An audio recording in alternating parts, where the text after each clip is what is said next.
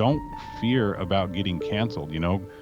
The devil and his followers, they were cast out of heaven for rebellion because they didn't want to follow the commandments. And so what I think's happening here is it's a reversal, because the devil he'll mimic and he'll counterfeit God's kingdom to look very close, but it's not the same. And so what he's done is he doesn't have commandments. I call them demandments. And if you don't follow those demandments, you're out. You were a police officer, and yours is one of the story of many, many Americans are experiencing things like this, but you have gotten radicalized for the truth because of what the hell that you were put through. So tell my audience your story. You grew up in Utah? Yeah, I grew up in Utah and became a police officer. I was, I want to say 25-ish. So 2007, loved the career. I really believed, serving and protecting people. And then I just started to see really how radical and progressive the department itself was, because Salt Lake City was kind of taken over probably 60 years ago. We haven't had a Republican in office in Salt Lake City, the mayor's office, for probably 60 years now, which is just devastating to the state of Utah. So people would think of Salt Lake City as Mormon and therefore conservative. You're telling me that the city of Salt Lake City, like many cities in this country, has been taken over by what is now the corrupt left. Not only the corrupt left, but right now we have a governor of the state of Utah that uses pronouns to speak to little kids, and he's pretending to be a Republican. So we're in a really bad shape. That's why I loved having you on my podcast with your book, because we really do worship the gospel of niceness here in the state of Utah in many ways. And so when what happened to me as a cop, I don't think the state of Utah could even handle what happened, because they couldn't believe that somebody would have an objection to leading the LGBTQ parade in their uniform. So I don't know where you want me to go with well, that, I guess right? let's just say what year was this that this happened? So you've been a cop for a number of years, and suddenly you're asked to do what? 7 years. I had only had awards. I was the #1 DUI officer, probably in the state of Utah. Worked really hard, had good guy letters. And then the department, they wanted me and 5 other guys to come and celebrate in our uniforms. This is actually one of my patches from my uniform. They wanted us to come and celebrate and lead the gay pride parade in our police uniforms. And when I got that notice, I knew this was at the same time Jack Phillips. Are you aware of his story? Of course. I've had him on the program. I've met him many times. I mean, this is the left viciously attacking people of faith, very viciously, and in many cases using this, rainbow lunatic agenda to attack people of faith. So you're a man of faith, you're a cop, and suddenly you're asked, oh, by the way, we want you in uniform to lead this gay pride parade. And because of your faith, you say, I'm sorry, I can't do that. I cannot celebrate something that I don't believe in. And they didn't accept that. They don't believe in religious liberty. The left does not believe in religious liberty. There are other parts of the Constitution they don't believe in. And so what happens when you say this to them? What was their reaction? Well, all I did was ask for a trade. That was the crazy part. I just went to another officer and said, hey, will you trade me spots so I can do your security spot and you can be in the parade? He said, no problem. So we actually secured a trade. And then an hour later, the sergeant that was over that event sent this really strange email that just said, hey, unfortunately, there will be no trading positions, even though that's within our policy. And I knew there was going to be a problem. So I sent an email back up the chain that just said, hey, you have to understand, I love all people. I love gay people. I love it. There's nobody that I hate. I wildly disagree with a lot of things. I said, I think it's dangerous if the police are used for this, because we are supposed to be serving and protecting, not being in somebody's speech. And within a couple days, I was in the commander's office and they took my badge and my gun for discrimination. And then a couple days after that, I was all over national news. And the way that the Tribune, the radical left Tribune magazine here in Utah, they wanted to spin it as Utah officer refuses gay pride parade. So that I didn't even want to protect somebody. I had protected LGBTQ events. I can't even count how many times I'd been there to protect their speech. And then that was it. And it taught me a lot of things. It taught me it taught me a deeper faith in God that I can't explain, like, because I didn't have any, I didn't go to college. This was what I was going to do. Now, when did this happen? What year was this happened to you? This was 2014. So quite a while ago. And I can't believe it's been that long now. Well, I mean, this goes to show you that this is the radicalness. This goes back all the way then. So this is Utah. Most people, again, would think, it must be a conservative state, right? So you're telling me that they effectively singled you out. In other words, if you're willing to take a stand on something like this, they don't like it, and they want to make an example of you. They could have, if they didn't want trouble, if they don't want to get rid of you, they could have said, do your trade. Who cares? We don't want any controversy. They chose to make it controversial. Now, by the way, the same thing happened to Jack Phillips of Masterpiece Bake Shop in Colorado.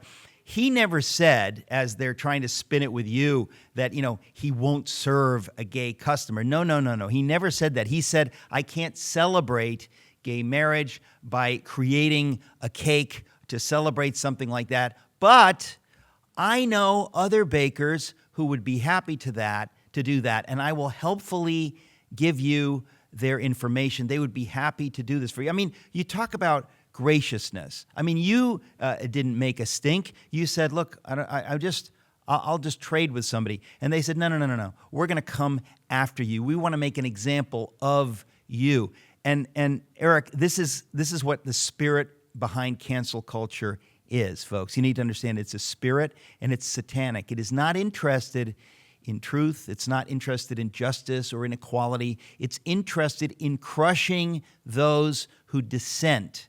Anybody who dares to dissent. So they come after you, and you're a cop, you're a decorated cop, you're a celebrated cop, and they say, we will not have this. So this is in 2014, they decide to do this, and you stood firm. You didn't, you didn't say, okay, I'll ride in the parade. I mean, you had a conviction that I can't do this.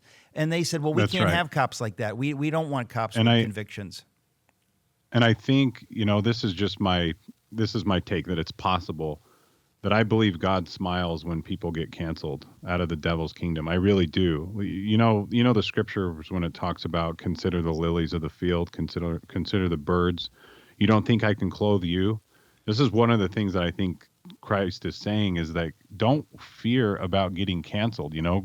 The devil and his followers, they were cast out of heaven for rebellion, because they didn't want to follow the commandments. And so what I think is happening here is it's a reversal, because the devil he'll mimic and he'll counterfeit God's kingdom to look very close, but it's not the same. And so what he's done is he doesn't have commandments. I call them demandments.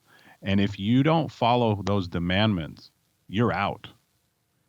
And so to the viewer, don't be afraid of losing your job, because I testify to you that he will provide for you, and he will provide for your family, and he will